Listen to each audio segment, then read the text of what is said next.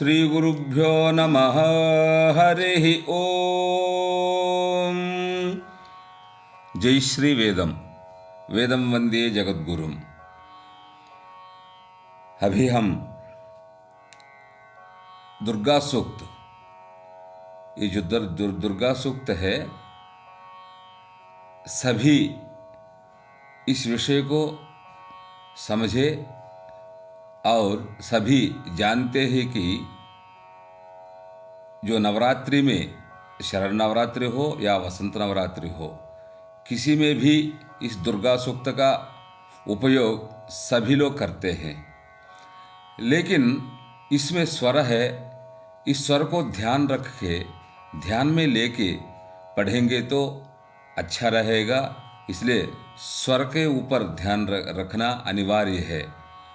अनुदात्त उदात्त स्वरित, और हम जैसा उच्चारण दे रहे हैं उस उच्चारण को आप सुन करके पढ़ेंगे तो आपको आयास ना लेके अनायास से आपको हर मंत्र, हर स्वर आपको समझ में आएगा। इसलिए और हर घर में जो स्त्रियां हैं उनके लिए अनिवार्य है ये सूक्त। क्यों? ये स्त्री स्वरूप है, दुर्गा स्वरूप है, और माँ जो लक्ष्मी, सरस्वती, दुर्गा और जितने भी स्त्री स्वरूप देवताएं हैं उनका स्वरूप है दुर्गा सूक्त। इसलिए आप श्रद्धा से, भक्ति से इस सूक्त को अध्ययन करें। और हमारा जो हिंदू धर्म है, वेद है, वेद को आगे बढ़ाने के लिए, हर घर में पहुंचाने के लिए आप लोग प्रयत्नरत रहे और इस सूक्त का अध्ययन क्रम से ले जाने के लिए हम प्रयत्न करेंगे और आप लोग भी प्रयत्न करें। जय श्री वेदम। ओम जात वेदसे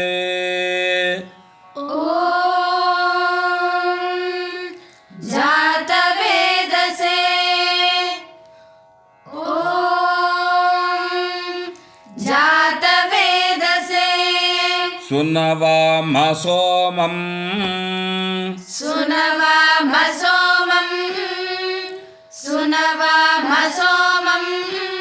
अरातीयतः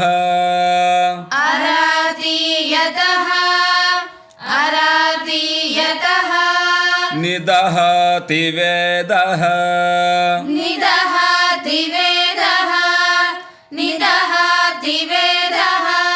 स नः पर्षदति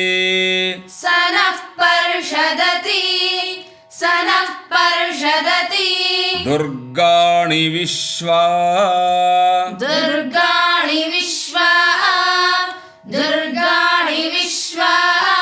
नावेव सिन्धुं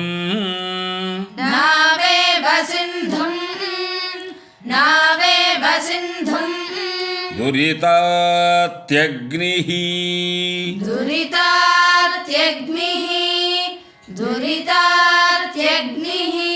तामग्निवर्णाम्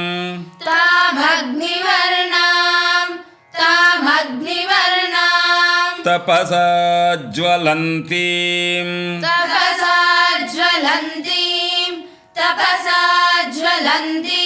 वैरोचनीं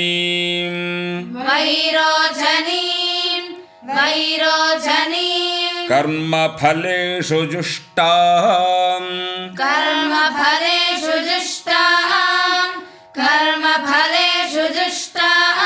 दुर्गां देवीं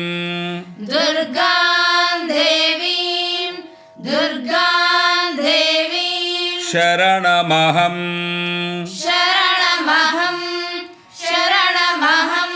प्रपद्ये सुतरसि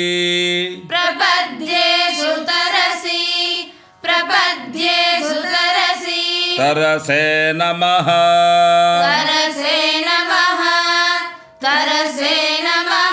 अग्ने त्वं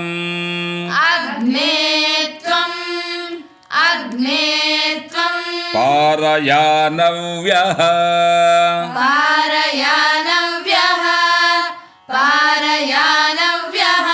अस्मान् स्वस्तिभिः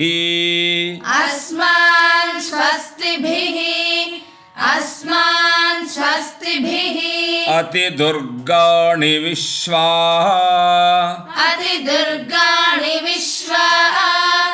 अतिदुर्गाणि विश्वा पूश्च पृथ्वी पूश्च पृथ्वी पूश्च पृथ्वी बहुलान उर्वी बहुलान उर्वी बहुलान उर्वी भवतोकाय भवतोकाय भवतोकाय तनयाय शय्योः तनयाय शय्योः तनयाय शय्योः विश्वानिनो दुर्गः विश्वानिनो दुर्गः विश्वानिनो दुर्गः जातवेदः सिन्धुम् जातवेदः सिन्धुम् जातवेदः सिन्धुम् ननावा ननावा ननावा दुरितातिपर्षि दुरितातिपर्षि दुरितातिपर्षि अग्ने अत्रिवन्मनसा अग्ने अत्रिवन्मनसा अग्ने अत्रिवन्मनसा गृणानोऽस्माकं गृणानोऽस्माकं गृणानोऽस्माकं बोध्यविता बोध्यविता बोध्यविता तनूनां तनूनां तनूनां पृतनाजितगुं पृतनाजितगुं सहमानं सहमानं सहमानं उग्रमग्निम् उग्रमग्निं उग्रमग्निं हुवेम परमात्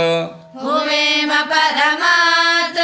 हुवेम परमात् सधस्थात् सधस्तात् सधस्तात् सधस्थात् सधस्तात् सधस्तात् स नः पर्षदति स नः पर्षदति स नः पर्षदति दुर्गाणि विश्वा दुर्गाणि विश्वा दुर्गाणि विश्वा क्षामद्देवः क्षामद्देवः क्षामद्देवः अतिदुरितात्यग्निः अतिदुरितात्यग्निः अतिदुरितात्यग्निः प्रत्नोषिकमीड्यः प्रत्नोषिकमीड्यः प्रत्नोषिकमीड्यः अध्वरेषु अध्वरेषु अध्वरेषु सनाच्च होता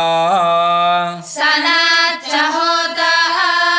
सनाच्च होता नव्यश्च सत्सि नव्यश्च सत्सि नव्यश्च सत्सि स्वाञ्चाग्ने स्वाञ्च आग्ने स्वाञ्च आग्ने तनुवं पिप्रयस्व तनुवं पिप्रयस्व तनुवं पिप्रयस्व अस्मभ्यं च अस्मभ्यं च अस्मभ्यं च सौभगमायजस्व सौभगमायजस्व सौभगमायजस्व गोभिर्जुष्टम् गोभिर्जुष्टं गोभिर्जुष्टम् अयुजो निषिक्तः अयुजो निषिक्तः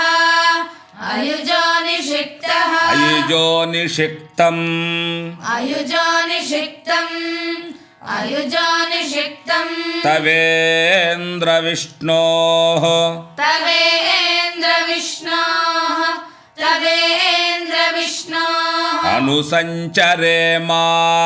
अनुसञ्चरेम नागस्य पृष्ठम् नागस्य पृष्ठम् नागस्य पृष्ठम् अभिसंवसानः अभिसंवसानः अभिसंवसानः वैष्णवीन् लोकम् वैष्णवीं लोकम् इहमादयन्ताम् इहमादयन्ताम् कात्यायनाय विद्महे कात्यायनाय विद्महे कन्याकुमारी धीमहि कन्याकुमारी धीमहि तन्नो दुर्गिः प्रचोदयात् तन्नो दुर्गिः प्रचोदयात् ॐ जातवेदसे सुनवामः सोमम् ॐ जातवेदसे सुनवामः सोमम् ॐ जातवेदसे सुनवामः सोमम् अरातीयतो निदहाति वेदः अरातीयतो निदहाति वेदः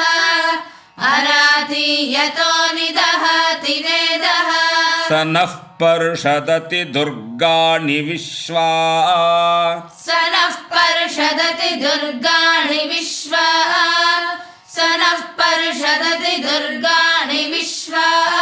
नावेव सिन्धुं दुरितात्यग्निः नावेव सिन्धुं दुरितात्यग्निः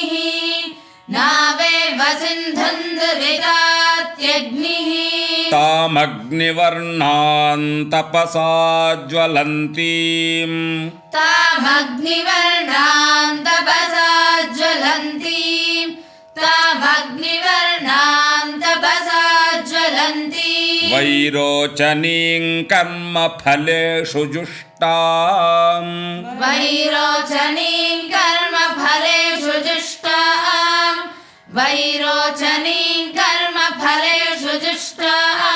दुर्गां देवीगुं शरणमहं प्रपद्ये दुर्गां देवीगुं शरणमहं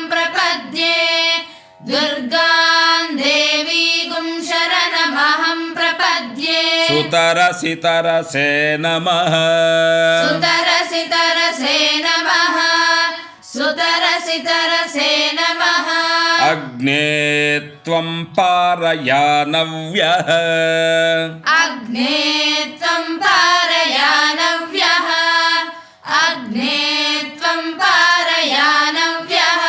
अस्मान् स्वस्तिभिरति दुर्गाणि विश्वा अस्मान् स्वस्तिभिरति दुर्गाणि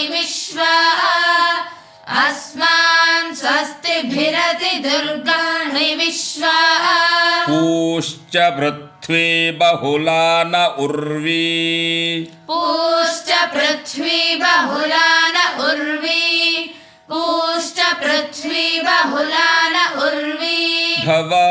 भवतोकायतनया यशयोः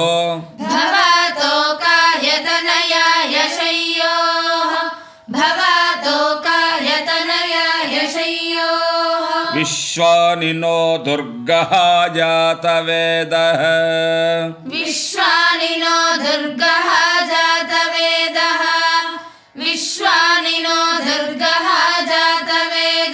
सिन्धुन्न नावादुरितातिपर्षि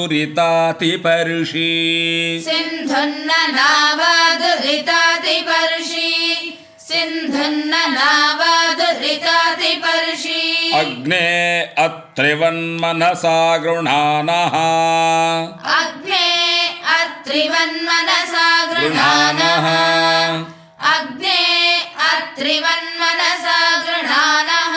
अस्माकं बोध्यविता तनूनाम्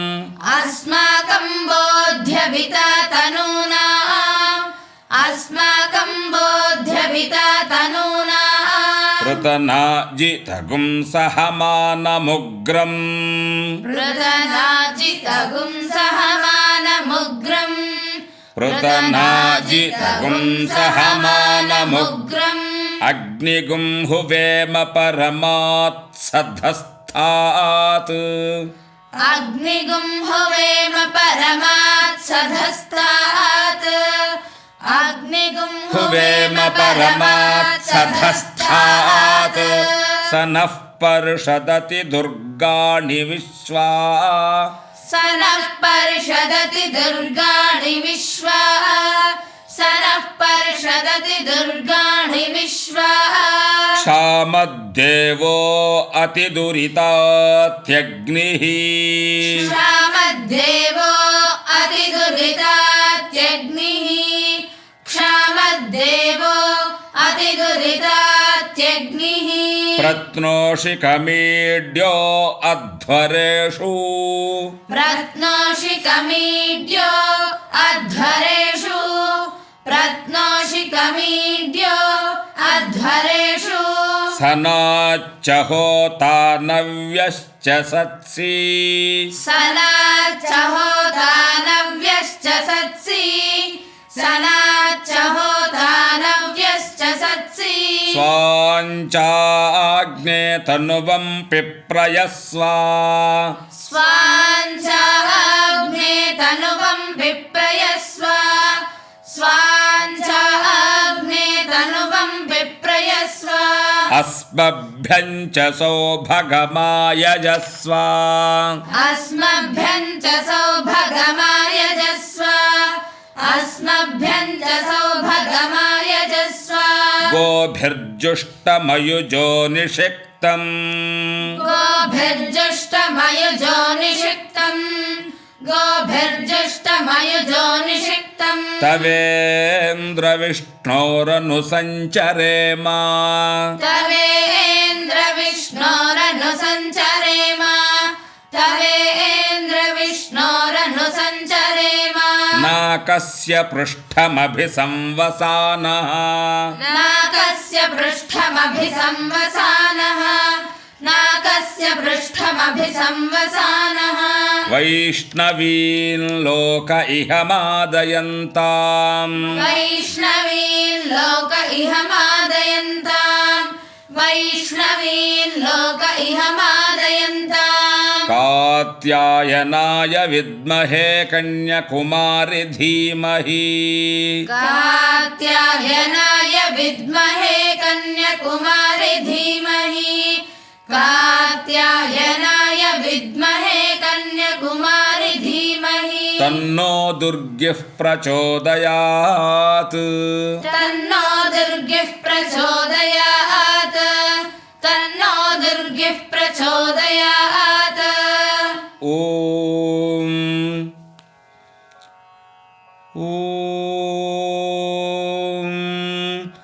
जातवेदसे सुनवामसो ममरति यतो निदहति वेदः ॐ जातवेदसे सुनवामसो ममराति यतो निदहति वेदः ॐ जातवेदसे सुनवामसो ममराति यतो निदहति वेदः स नः पर्षदति दुर्गाणि विश्वानावेव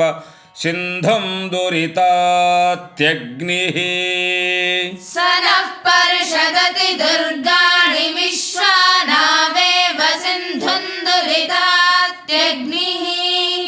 स नः पर्षदति दुर्गाणि विश्वानावेव सिन्धुं दुरितात्यग्निः तामग्निवर्णां तपसा ज्वलन्तीं वैरोचनीं कर्मफलेषु जुष्टाम् तामग्निवर्णां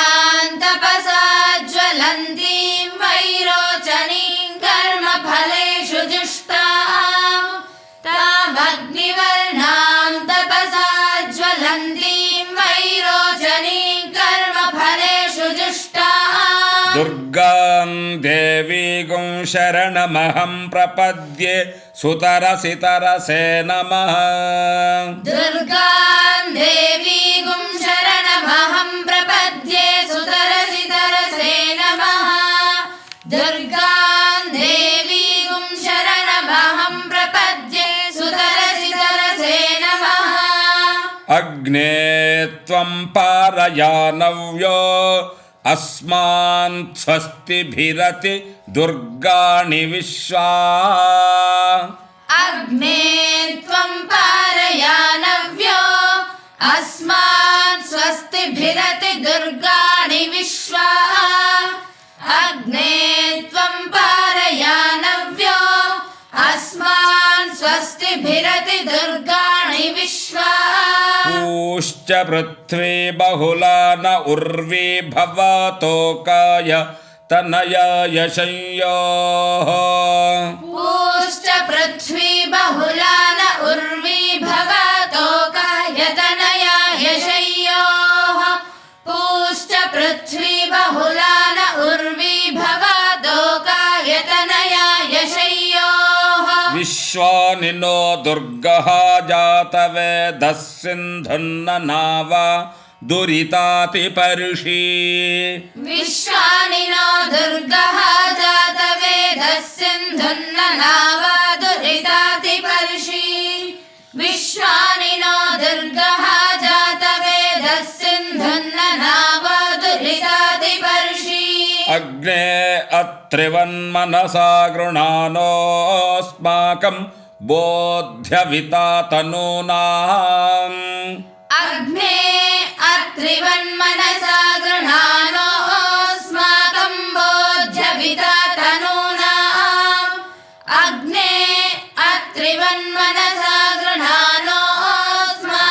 बोध्यविता तनूनाम् पृतनाजितगुं सहमान मुग्रमग्निगुं हुवेम परमत्सधस्तात्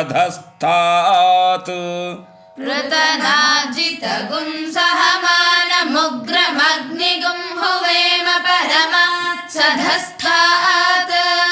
पृतनाजितगुं सहमानमुग्रमग्निगुं हुवेम परमत्सधस्तात् स नः पर्षदति दुर्गाणि विश्वा क्षामद्देवो अतिदुरितात्यग्निः स नः पर्षदति दुर्गाणि विश्वा क्षामद्देवो अतिदुरितात्यग्निः स नः पर्षदति दुर्गाणि विश्वा क्षामद्देवो अतिदुरितात्यग्निः प्रत्नोषि कमेड्यो अध्वरेषु सन्नाच्च होत नव्यश्च सत्सि प्रत्नोषि कमेड्यो अध्वरेषु सनाच्च होता नव्यश्च सत्सि प्रत्नोषि कमेड्यो अध्वरेषु सनाच्च होता नव्यश्च सत्सि स्वाञ्चाग्ने तनुवं पिप्रयस्व स्मभ्यं च सौभगमाय जस्व स्वाञ्चाग्ने तनुवं पिप्रयस्व स्मभ्यं च सौभगमाय जस्व स्वाञ्चाग्ने तनुवं पिप्रयस्व स्मभ्यं च सौभगमाय जस्व गोभिर्जुष्टमयुजो निषिक्तन्तवेन्द्रविष्णो रनुसञ्चरेम गोभिर्जुष्टमयुजो निषिक्तन्तवेन्द्रविष्णोरनुसञ्चरेम गोभिर्जुष्टमयुजो निषिक्तन्तवेन्द्रविष्णोरनुसञ्चरेम नाकस्य पृष्ठमभिसंवसानो वैष्णवीन् लोक इहमादयन्तम् नाकस्य पृष्ठमभिसंवसानो वैष्णवीन् लोक इहमादयन्ताम् नाकस्य पृष्ठमभिसंवसानो वैष्णवीन् लोक इहमादयन्ताम् कात्यायनाय विद्महे कन्याकुमारी धीमहि कात्यायनाय विद्महे कन्याकुमारी धीमहि कात्यायनाय विद्महे कन्याकुमारी धीमहि तन्नो दुर्गिः प्रचोदयात् तन्नो दुर्गिः प्रचोदयात् तन्नो दुर्गिः प्रचोदयात्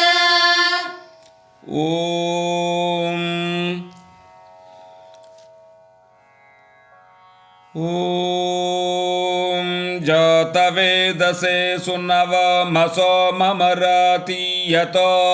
निदहति वेदः स नः पर्षदति दुर्गाणि विश्वा नावेव सिन्धुं दुरितात्यग्निः तामग्निवर्णां तपसा ज्वलन्ति वैरोचनीं कर्मफलेषु जुष्टां दुर्गां देवीं शरणमहं प्रपद्ये सुतरसि तरसे नमः अग्ने त्वं पारयानव्यो अस्मान् स्वस्तिभिरति दुर्गाणि विश्वा पूश्च पृथ्वी